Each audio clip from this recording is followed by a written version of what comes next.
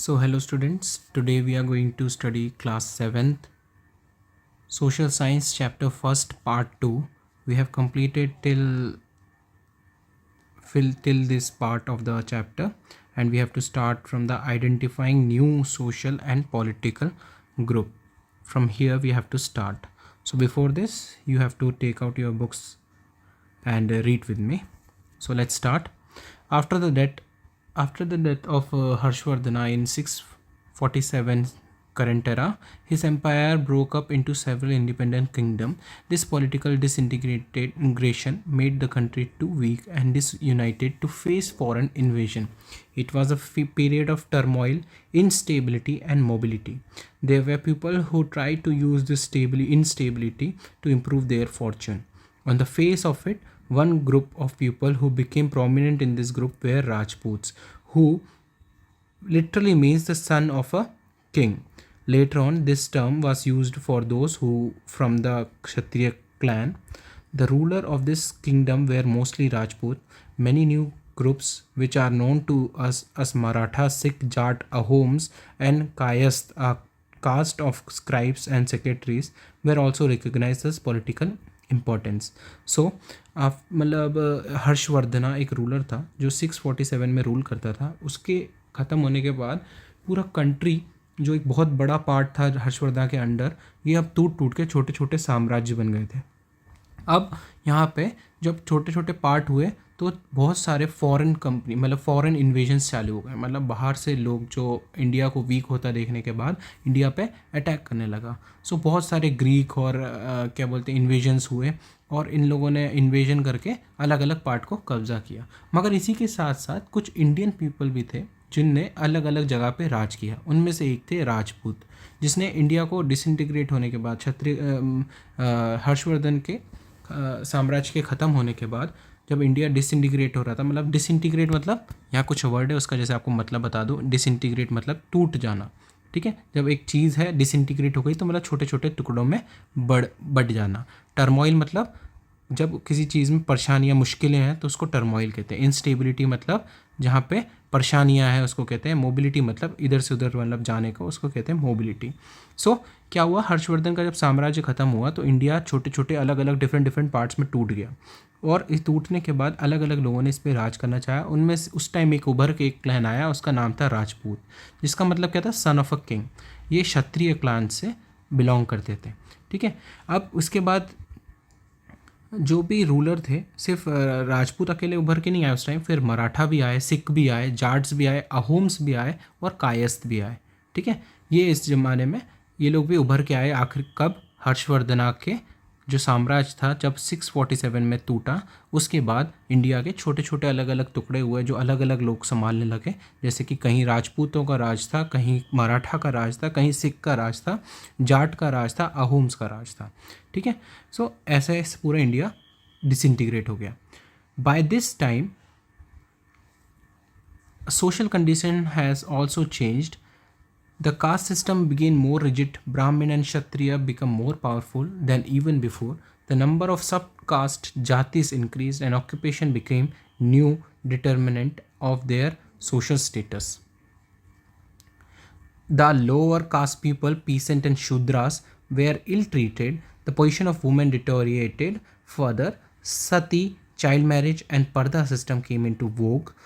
Widows were not permitted to remarry. They were forced to perform sati, that is to burn themselves on their husband's funeral pyre. Among the male folks of high society, chief and princes in particular, polygamy had become the norm.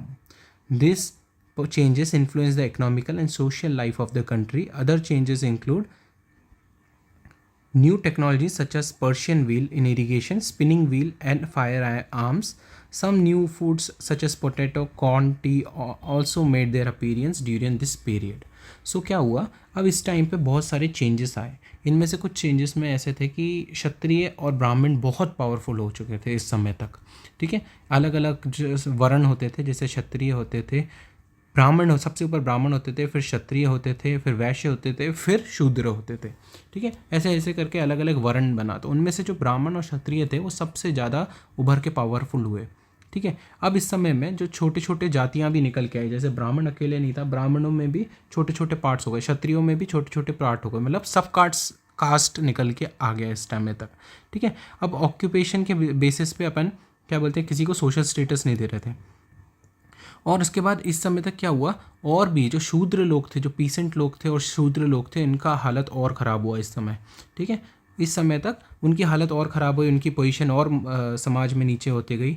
जो women जो होती हैं उनकी जो थी, यहाँ लिखा है डिटोरिएटेड मतलब यदि किसी चीज़ की स्थिति खराब होती है उसको अपन कहते हैं डिटोरिएटेड। सो विमेन की कंडीशन भी उस समय ख़राब थी, उनको सती परफॉर्म करना पड़ता था, चाइल्ड मैरिज उस टाइम होता था, पर्दा सिस्टम, जैसे बुर्खा पर्दे में रहते हैं वैसा सिस्टम था, उनको पर्दे में रहना पड़ता था। सती क्या होता है, सती मतलब होता है जब किसी एक लेडी की उनके हस्बैंड की डेथ हो जाती है तो उनको उनके ही चिता पे जल के अपनी जान दे देनी पड़ती थी, तो इसको अपन क्या कहते हैं, सती। तो उस ज़माने में सती भी बहुत ज़्यादा परफॉर्म किया जाता था, ठीक है। उसमें मेल्स, आगे क्या लिखा है, among the male folks higher society chief and princes in particular polygamy has become a norm. उस ज़माने में बड़े बड़े लोगों के बीच में पॉलीगैमी बहुत बड़ा चीज़ उभर के आई। पॉलीगैमी मतलब एक आदमी बहुत सारी शादियां कर सकता है, उसको कहते हैं पॉलीगैमी। क्या कहते हैं, पॉलीगैमी। तो ये चीज़ को भी बहुत बढ़ावा मिला और यहाँ पे कंट्री की इकोनॉमिकल और सोशल लाइफ भी टोटली चेंज हो गई और नई नई टेक्नोलॉजी भी उभर के आई। क्या टेक्नोलॉजी थी, जैसे कि पर्शियन व्हील, एक व्हील होता है जो इरिगेशन में काम आता है, स्पिनिंग व्हील जैसे चरखे वगैरह होते हैं, फायर आर्म बंदूकें निकल के आई।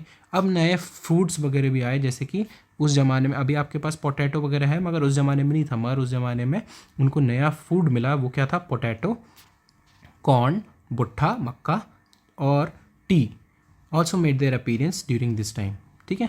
आगे बढ़ते हैं। Till this period there were major 3 religion in India, Hinduism, Buddhism and Jainism, but the difference among this subsect created more social division, dismantling social unity.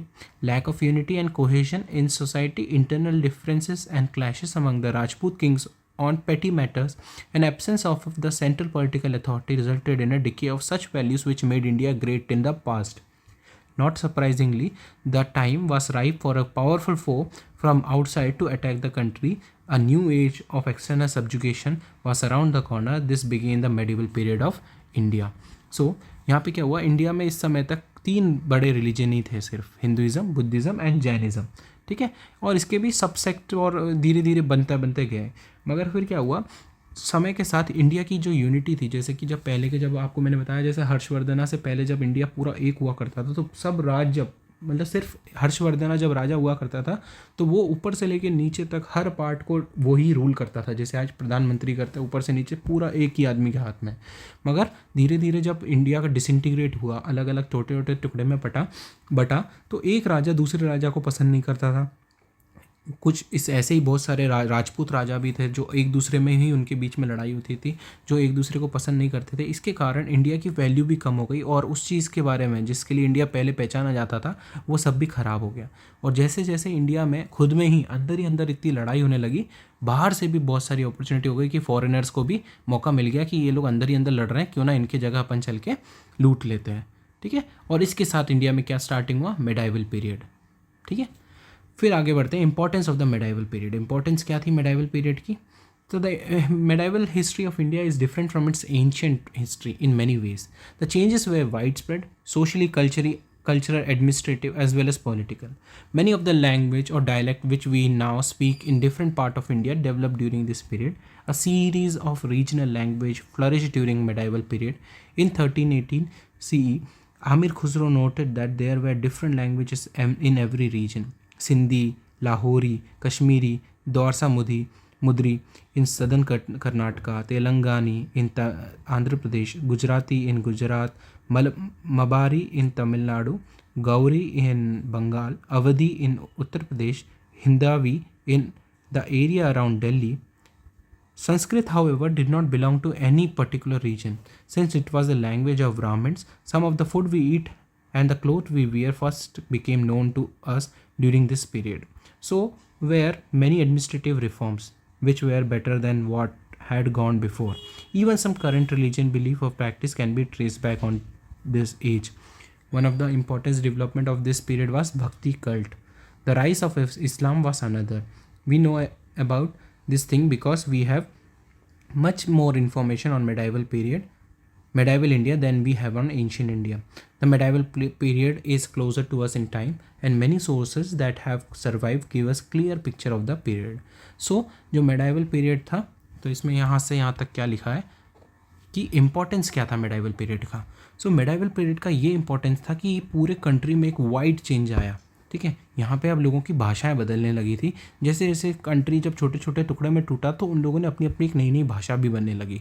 तो इंडिया में अलग अलग जगह अलग अलग भाषा होने लगी. तो इसका एक सबसे बड़ा किसने एक एग्जाम्पल दिया, आमिर खुसरो ने 1318 में एक किताब लिखी. किताब में लिखा, उसकी किताब में मिला कि भाई यहाँ पे सिंधी लैंग्वेज भी बोली जाती है, लाहौरी भी बोली जाती है, कश्मीरी बोला जाती है, एंड दुआसा मुदी भी बोली जाती है. तो ये डिफरेंट डिफरेंट उन्होंने लैंग्वेज बताया कि हर प्रांत में अलग अलग लैंग्वेज को बात करते हैं. और संस्कृत जो कि ब्राह्मणों की लैंग्वेज थी वो सिर्फ ब्राह्मणी तक थी. मतलब ये नहीं था कि वो कोई पर्टिकुलर रीजन तक है, हर जगह का ब्राह्मण संस्कृत बोलता था. ठीक है, उस समय के अपने कपड़े पहनने के लिबास सब कुछ चेंज हो गया.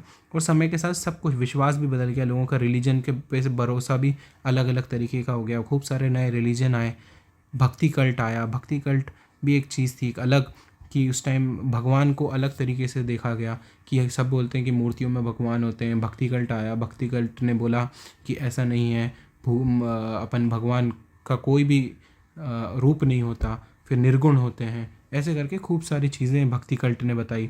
इसके बाद इस्लाम आया. इस्लाम आने के बाद चीज़ें बदलती गई, धीरे धीरे चेंजेस आते गए. और इसके साथ मेडाइवल पीरियड स्टार्ट होता गया और अपन को डिफरेंट चेंजेस आते मिलते गए. सो इसने अपन को बहुत सारी एक पिक्चर दी. और अपन को जो भी इन्फॉर्मेशन है मेडाइवल पीरियड के बारे में ज़्यादा है, क्योंकि डिफरेंट लोगों ने, जैसे कि आमिर खुसरो ने, जो आमिर खुसरो है, इनने अपन को एक किताब लिखी, अपन को ये किताब मिल गई. मगर उसके पहले जो एंशिएंट पीरियड है उसके बारे में अपन को कम इन्फॉर्मेशन है, क्योंकि उस टाइम की कोई भी अपने पास लिटरेचर अवेलेबल नहीं है. फिर क्या है, silent features of medieval Indian history. As compare to the ancient period we have much more historical material to help us reconstruct the story of this period. From 606 CE, Kannauj became the central of political activity in northern India. Many principalities were established by regional governors in both north and south India. The Arab were the first Muslim conqueror to invade India, but it was Turk who established their rule in India in 12th century current era. However, onwards, 12th century, many dynasties like Khilji, Tughlaqs and Mughal were also built an empire that was long regional, spanning diverse region. The period saw the emergence of an Indian culture similar to what obtained today. It was a combination of Hindu-Islamic culture, tradition and custom. Their composite culture and common heritage of the people of India is one that welds the country into a homogeneous unit. The essential element in our unity is diversity. So the major changes, the silent feature of this period was, so क्या हुआ, as compared to the ancient period, अब यहाँ पे अपने पास बहुत सारे historical material बनते गए. कि अपने पास बहुत सारे हिस्टोरिकल मटेरियल थे जो कि अपन ने धीरे धीरे अपन को बहुत हेल्प किया पूरा हिस्ट्री बनाने में. क्योंकि राजा लोग क्या बोलते थे, अपने राजा लोग जो थे उनके कोर्ट में बहुत सारे लोग होते थे जो कि बहुत पढ़े लिखे होते थे. उनसे बोलते थे कि मेरी हिस्ट्री लिखो. तो राजा को खुश करने के लिए वो लोग बहुत उसकी हिस्ट्री लिखते थे. उससे अपन को आज अपन लोगों ने बहुत सारी हेल्प मिलती है हिस्ट्री को रिक्रिएट करने में. फिर कन्नौज इस समय 606 में एक बहुत इंपॉर्टेंट पार्ट बन के आया इंडिया का. ठीक है, और अलग अलग जगह में बहुत सारे प्रोविंस भी बने, नॉर्थ और साउथ में बहुत बड़े बड़े जगह भी बने. उसके बाद अरब्स का भी एक बहुत बड़ा कंट्रीब्यूशन रहा. उसके बाद जो टर्क्स थे, इन लोगों का भी, टर्क्स मतलब टर्की के जो लोग हैं आज टर्की में रहते हैं, इन लोगों ने सबसे पहले इंडिया में इन्वेड किया. अरब लोगों का फर्स्ट बहुत सारे इनने कॉन्कर करने की कोशिश करी थी, मगर जो एक्चुअल उनका एस्टैब्लिश रूल किसके बाद हुआ, जब टर्किश लोग आए. कौन? बाबर. ठीक है, बाबर लोग जब आए तो उसके बाद अपना इन लोगों का एस्टैब्लिश हुआ रूल. ठीक है, उसके बाद धीरे धीरे किसका रूल आया 12th सेंचुरी के बाद, खिलजी, तुगलक एंड मुग़ल एम्पायर धीरे धीरे आके बढ़ता गया. उसके बाद अपन को धीरे धीरे इस समय के बाद अपन को क्या देखने को मिला, हिंदू मुस्लिम सभ्यता देखने के लिए मिली. अब यहाँ पे अपन लोगों ने, पहले सिर्फ एक ही रिलीजन डोमिनेट करता था, 3 रिलीजन थे जैसे कि हिंदू, बुद्धिज़्म और जैनिज़्म. अब एक इस्लाम भी एक रिलीजन बना. इसके बाद क्या हुआ, हिंदू मुस्लिम एक कल्चरल ट्रेडिशन बन गया, कस्टम बन गए, सब एक चेंजेस आया पूरे इंडिया में. ठीक है, और इंडिया अब इसके बारे में क्या लिखा है, the essential element of India was unity in diversity, मतलब अनेकता में एकता की बात यहाँ पे करी गई। आगे क्या लिखा है, influence of other part of the world on India. In the medieval period, widened trade brought in people of various part of the world together. To begin with, India had trade contact with Arab, Chinese, Turks and Mongols. Later on, India's wealth and prosperity and lack of unity tempted the foreigner to conquer India and establish their rule. The Arabs had their eye on the rich land. The Arab, Turks and Mughal invaded India and set up their rule one after the other. The Mughal rule in India lasted for 2 centuries till the European came to India. In the medieval period, there was lack of political unity in North India, fragmented as it was into a period into the number of kingdom. In South India, the powerful Chola king conquered the large part of the peninsula. The Chola emperor became rich partly because of its trade with China and South Asian countries. Trade contact led to cultural contact. India came into contact with various people, culture and language. The advent of Islam led to many changes in India. The philosophers and thinkers of India influenced Indian throughout the country. So यहाँ पे क्या लिखा है कि medieval period में अपन से यहाँ लिखा है इन्फ्लुएंस क्या था फॉरेन वर्ल्ड का, मतलब बाहर की दुनिया का इंडिया में क्या इन्फ्लुएंस था। अब इस समय क्या इन्फ्लुएंस था कि अपना इंडिया का ट्रेड अलग अलग कंट्रियों से, जैसे कि अरब से, चाइनीज़ से, तुर्क से, मंगोल से बढ़ता गया। इससे क्या हुआ, उन लोग को पता लगा कि इंडिया कितना रिच है और इसके पास क्या क्या चीज़ें हैं। जैसे कि उस टाइम अपन इंडिया को सोने की चिड़िया बोलते थे, तो उनको समझ में आया कि यहाँ पर बहुत सारी चीज़ें हैं, क्यों ना अपन इंडिया पर कब्जा कर लें। तो धीरे धीरे अरब के लोग थे वो इंडिया पे कब्जा करना चाहते थे, अरब के लोग, टर्किश लोग और मुग़ल ये लोगों ने स्टार्ट किया और धीरे धीरे सक्सेडेड भी हुए, मतलब वो लोग सक्सेस भी उनको मिला इंडिया पे अटैक करके जीतने के लिए। जैसे आपको बताया 12th सेंचुरी में टर्किश आए, ठीक है, कौन, बाबर, हुमायूं, उसके बाद ऐसे ऐसे करके डिफरेंट रूलर्स भी आके रूल करे, बाहर से आए थे, क्योंकि ये लोग ने जब इंडिया से ट्रेड किया इनको पता लगा कि इतनी अच्छी चीज़ें हैं, क्यों ना इन पर राज करके इनके सारे रिसोर्सेज को लूट लिया जाए। उसके बाद जब मेडाइवल पीरियड स्टार्ट हुआ तो इंडिया में पॉलिटिकल यूनिटी नहीं थी नॉर्थ में। नॉर्थ मतलब जो इंडिया का आप मैप देखते हो, ऊपर के तरफ को अपन नॉर्थ बोलते हैं, नीचे की तरफ को साउथ बोलते हैं। तो ऊपर के जो नॉर्थ का पीरियड था जहाँ राजपूत रूलर राजस्थान में थे, पंजाब था, ये सब रूलर जो थे ये लोग बटे हुए थे आपस में भी, ठीक है। जैसे कि आपने बहुत सारी मूवियाँ देखी होगी, उसमें पता लगा होगा, तो राजपूत लोग जो रूलर्स थे वो अपने आप में ही बहुत लड़ते थे एक दूसरे से। तो उसमें उनकी वजह से उन लोग एक दूसरे को सपोर्ट नहीं करते थे जब मुश्किल में आते थे। तो उसके बाद क्या हुआ, जब वो लोग फॉरेनर जब उनके ऊपर अटैक करते थे, मुग़ल रूलर्स वगैरह जब उनके ऊपर अटैक करते थे, तो वो एक दूसरे के हेल्प के लिए नहीं आते थे। इसके कारण उन लोग को बहुत कमज़ोरी और उनको पीछा, मतलब वो लोग पिछड़ गए। फिर चोला किंग्स का एक बहुत बड़ा नाम आता है। चोला किंग कहाँ पे थे, साउथ में चोला किंग थे। इन लोग का पार्ट जो अपन आज इंडिया में अपन नीचे का जो पार्ट देखते हैं, ये जो एरिया है ये चोला बहुत अच्छे से डोमिनेट करता था। और चोला का जो ट्रेड था, ट्रेड मतलब व्यापार किसके साथ करता था, China and south east Asian countries, जो आज वियतनाम वगैरह कंट्रीज़ हैं, इन सब के साथ ये ट्रेड भी करता था। और इससे क्या हुआ, इंडिया बहुत सारे कल्चर और लैंग्वेज के उसमें कांटेक्ट हुआ, इंडिया को बहुत सारे लैंग्वेज मिले, बहुत सारे कल्चर सीखने को मिला। इसके बाद क्या हुआ, the advent of Islam, last में क्या लिखा, the advent of Islam led to many change in India, the philosophy and the thinker of India influence Indian throughout the country. फिर इस्लाम के जब इन्फ्लुएंस आया इंडिया में तो बहुत सारी चेंजेस आए, फिलॉसफी और सब कुछ बदलने लगा, ठीक है। फिर क्या था, हिस्टोरियंस एंड देयर सोर्सेज। अब अपन को किस बारे में पढ़ना है कि हिस्ट्रीज होती हैं और उनके सोर्सेज क्या होते हैं। तो हिस्ट्री की जो the study of history satisfy universal human need that of knowing and respecting ones root. It is thus a source of deep satisfaction for us to trace our origin in the hoary past. We are driven to unearth the genesis of dynasty, ideas and institution by studying the trace they left behind. For this, we have to rely on clues and evidence, some of which are readily available and others that need to be searched out. This clue and evidence are known as sources of history. Historian uses different types of sources to learn about the past. The sources of history for medieval India are more reliable and comprehensive than those for the study of ancient Indian history. We can divide these sources into two groups, archaeological and literary sources.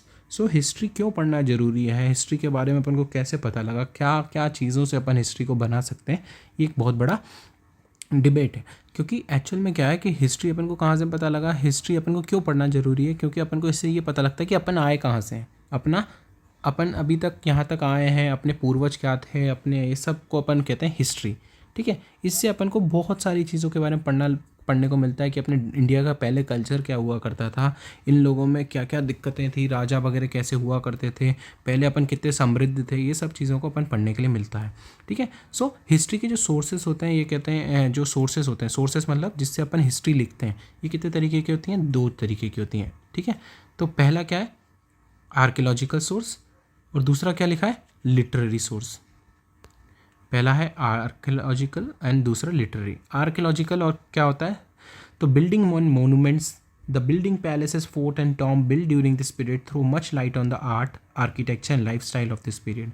They include temples such as Konark, Bhubaneswar, Khajuraho, Dilwara, Raja Rajeshwar, Kailash, mosque such as Jama Masjid, Moti मस्जिद इन दिल्ली, अदई दिन का झोपड़ा मस्जिद eight Ajmer, Moti Masjid at Agra fort, mausoleums such as Taj Mahal at Agra, etc.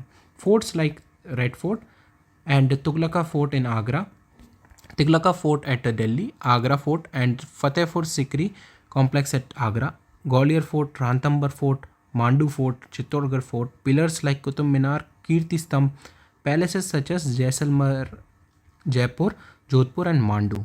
अब अपन को क्या हुआ कि archaeological sources, 2 तरीके के सोर्सेज होते हैं कि हिस्ट्री अपन को कैसे कैसे पता लगी। एक होता है आर्कियोलॉजी, आर्कियोलॉजी मतलब कोई बिल्डिंग या उस ज़माने की कोई भी चीज़ें होती हैं, उन सबको अपन आर्कियोलॉजी कहते हैं। लिटरेरी मतलब किताबें और उस ज़माने की कोई भी पोएम वगैरह किताबें, यदि किसी की हिस्ट्री से किसी से मतलब किसी ने कोई किताब लिखी है या अपना एक ट्रैवल लॉग लिखा है। ट्रैवल लॉग मतलब यदि कहीं यहाँ से वहाँ तक यात्रा करता है तो उसके बारे में लिखता है, तो यदि ये लिखा है तो उसके बारे में यदि अपन उससे अपन हिस्ट्री को निकालते हैं तो उसको अपन कहते हैं लिटरेरी सोर्स, और दूसरे को कहते हैं आर्कियोलॉजिकल सोर्स।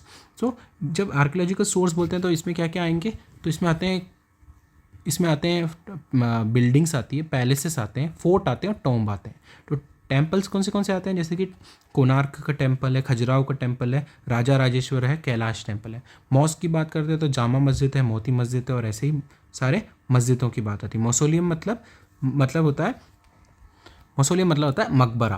तो मकबरा जैसे ताजमहल हुआ। फिर क्या होता है, फोर्ट्स मतलब किला। कौन से, जैसे अपन को आपने सबसे फेमस फोर्ट कौन सा है, रेड फोर्ट है। फिर कौन सा है, तुगलक का फोर्ट है आगरा में, और ऐसे ही बहुत सारे फोर्ट है। ग्वालियर फोर्ट है, रणथंभौर फोर्ट है, मांडू में अपने पास है, मांडू में फोर्ट है, चित्तौड़गढ़ फोर्ट है। ये सब फोर्ट होते हैं। पिलर्स भी बहुत इंपॉर्टेंट थे, पहले के ज़माने में पिलर होते थे, जैसे कुतुब मीनार है, कीर्ति स्तंभ है।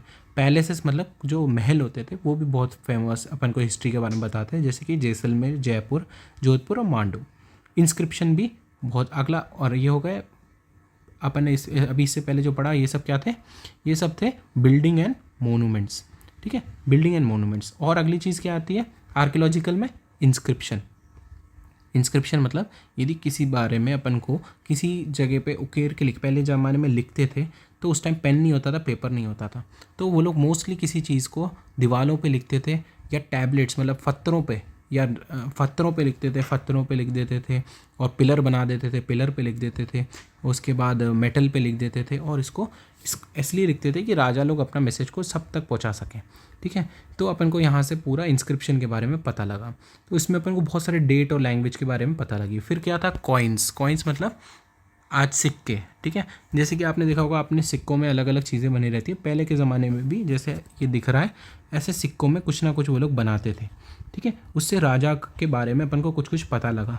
ठीक है, सो उस ज़माने में सिक्के किस किस चीज़ के होते थे, so copper, silver, gold and even lead से भी बनते थे।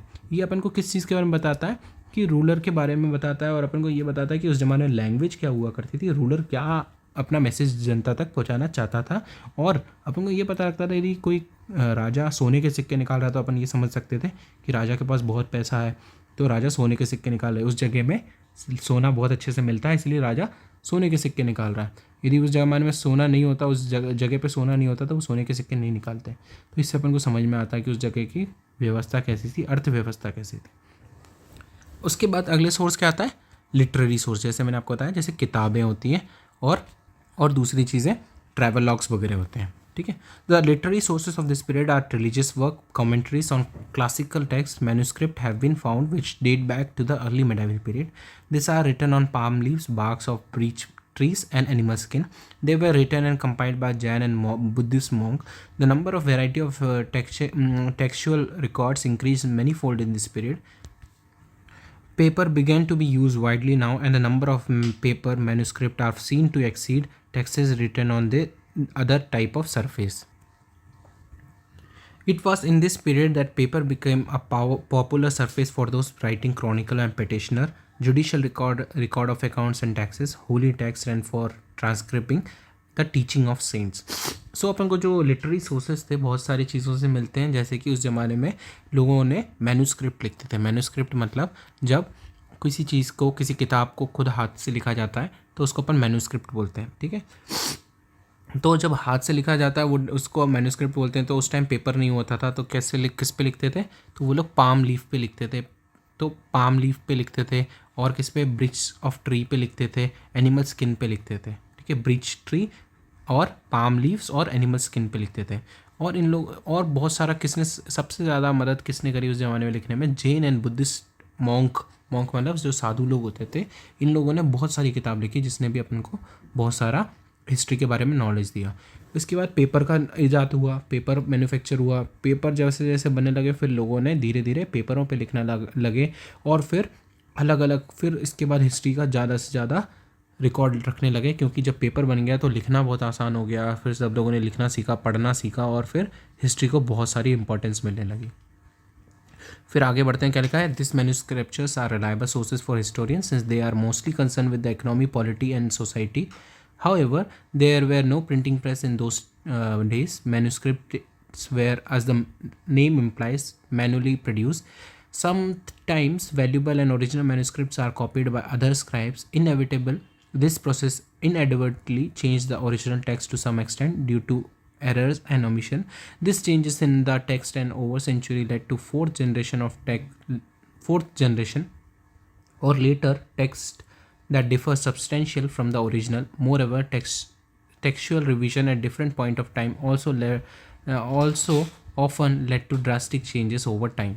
So क्या हुआ कि इस ज़माने में अपन को धीरे धीरे पेपर का जैसे ईजाद हुआ तो अब यहाँ पे प्रिंटिंग प्रेस का भी यूज़ होने लगा था. मगर इससे पहले, प्रिंटिंग प्रेस से पहले, हर एक किताब को हाथ से लिखा जाता था. तो एक साल में एक किताब लिखी जाती थी लगभग. तो चीज़ें बहुत रेयरली मिलती थी, ऐसा होना बहुत मुश्किल था. तो मैन्युस्क्रिप्ट अपन जब कहते हैं तो इसका मतलब ये होता है जब किताबें हाथ से लिखी जाती है तो इसको मैन्युस्क्रिप्ट बोलते हैं, और यदि वो प्रिंटिंग प्रेस से बनती है तो अपन इसको प्रिंटिंग प्रेस पेपर बोलते हैं. ठीक है, बुक बोलते हैं. सो इसी के साथ क्या हुआ, जब ये किताबें हिस्ट्री लिख रहे थे, एक आदमी हिस्ट्री लिखता है, फिर उसके बाद अगला आदमी लिखता है, तो सेम चीज़ें नहीं लिखी, कहीं कहीं चीज़ें गलत हो गई, कुछ चीज़ें हट गई.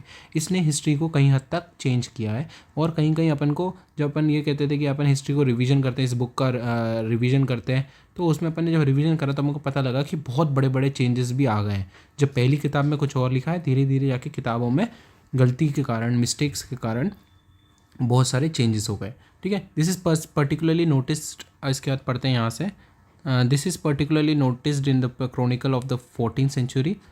Ziauddin Barani completed his chronicle in 1356 but revised it 2 years later, possibly because it did not have the desired result of gaining Firoz Shah Tughlaq's favor.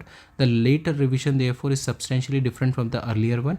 Hence it may be seen that considered other than factual reporting often dictated the content of chronicles. So इसका अपन का सबसे बड़ा example, ये सब अपन को गलतियाँ हुई है हिस्ट्री में कैसे पता लगता है? ये अपन को पता लगता है एक क्रोनिकल, मतलब 14th century का एक बहुत इंपॉर्टेंट क्रोनिकल थे, गयासुद्दीन बरूनी. इनने एक टेक्स्ट लिखा था 1356 में. फिर उसका लेटर 2 साल के बाद उनने उसको रिवीजन किया, मतलब फिर से लिखा. तो उनने जब देखा, उसके बाद अपन को पता लगा कि पहली बुक के बाद उनने दूसरा क्यों लिखा था. जब फिरोज शाह तुगलक रूलर थे, उनको पसंद नहीं आई थी उनकी पहली बुक, तो उनने उसके फेवर में बनाने के लिए 2 साल बाद फिर से बुक लिखी, जिसमें अपन को बहुत सारे चेंजेस मिलते हैं. लेटर ऑन जब आज के समय के हिस्टोरियन को वो बुक मिली तो उनने जब देखा कि पहले में कुछ और लिखा है, दूसरे में कुछ और लिखा है, तो उनने ये समझा कि फिरोज शाह तुगलक को ये बातें पसंद नहीं आई, तो उनने उसके फेवर में लिखने के लिए फिर से वो किताब लिखी थी. दिस इज़, आगे पढ़ते हैं. This is why historians has to be written carefully while historians has to be very careful while extracting facts from handwritten sources. There are several authentic and largely unadulterated work. This include biography of Mughal emperor like Babur's autobiography, Tazuk-e-Babri, Jahangir's Tuzuk-e-Jahangiri, the biography of Humayun written by his sister Gulbadan Begum, Humayun Nama, the Abul Fazl's gushing eulogy on his master Akbar, Akbarnama. We also have literary and history work written by Abu Fazl, Faizi, Firdausi, Amir Khusro, etc. We also have revenue and land records of some ruler which throw light on the administrative system during the medieval period. Among the famous Sanskrit composition in Rajratni written by Kalhana, which record the history of Kashmir. सो कहीं कहीं अपन को जो मैं आपको mistakes के बारे में बता रहा था वो सिर्फ कहीं जगह हुई है, मगर बहुत सी जगह अपन को जो किताबें थी बहुत अच्छी मिली है, अच्छी क्वालिटी मिली है, जिसमें अपन को हिस्ट्री के बारे में बहुत अच्छे से बताया गया और जिसमें कोई मिस्टेक नहीं है। उनमें से एक थी बाबर की जो बायोग्राफी थी। ऑटोबायोग्राफी मतलब जब वो किताबें खुद लिखते हैं तो उसको ऑटोबायोग्राफी बोलते हैं, यदि कोई और उनकी किताब लिखता है तो उसको बायोग्राफी बोलते हैं। सो बाबर की किताब उसने खुद ने लिखी थी, उसका नाम लिखा उसने ताजुक-ए-बाबरी। जहांगीर राजा था, उसने उसकी किताब लिखी तो उसको लिखा तुजुक-ए-जहांगीरी। फिर हुमायूं जो था उसकी बहन ने उसके बारे में लिखा था, अकबर के फादर थे हुमायूं, तो अकबर ने अपनी बुआ को बोला था कि अपने मेरे फादर के लिए आप लिखो किताब, तो उनने लिखा था हुमायूं नामा। फिर अबू फैज़ल थे जिनने अकबर के बारे में पूरी किताब लिखी थी बहुत बड़ी, जिसका नाम था अकबरनामा। तो ऐसे ही बहुत सारे अपन को किताबें उस ज़माने मिलती है जो अपन को आज तक अपन को अच्छे अच्छे रिकॉर्ड देती है और आज तक अपन उस पर अपन ट्रस्ट कर सकते हैं आँख बंद करके, ठीक है। फिर क्या हुआ, अपन को फॉरेन ट्रैवलर्स का रिकॉर्ड मतलब अकाउंट्स ऑफ फॉरेन ट्रैवलर्स। अपन को फॉरेन जो ट्रैवलर्स थे, बाहर से लोग जो घूमने आते थे इंडिया, तो उनसे भी अपन को बहुत सारी चीज़ें सीखने को मिली, उनने भी बहुत सारी चीज़ें बताई। तो फॉरेन ट्रैवलर जो लोग थे उनने अपन को जैसे कि Al-Biruni, Ibn Battuta, Duminy piece, निकोली कॉन्टी, फ्रांसियो Bernier, जेन बैप्टिस्ट ट्रैवेनियर। सो ये लोग जो थे, ये लोग आए इंडिया में और इनने अपन को बहुत सारे इन्फॉर्मेशन दिया उस ज़माने के बारे में, ठीक है। सो इसके साथ अपन इस चैप्टर को ख़त्म कर चुके हैं। आप लोग इस चैप्टर को फिर से पूरा ऊपर से नीचे तक आप लोग रीड करें। अगले क्लास में अब अपन इसको इसके जो एक्सरसाइजेस हैं वो करेंगे। टिल देन आप लोग इसको फिर से रीड करें। Thank you.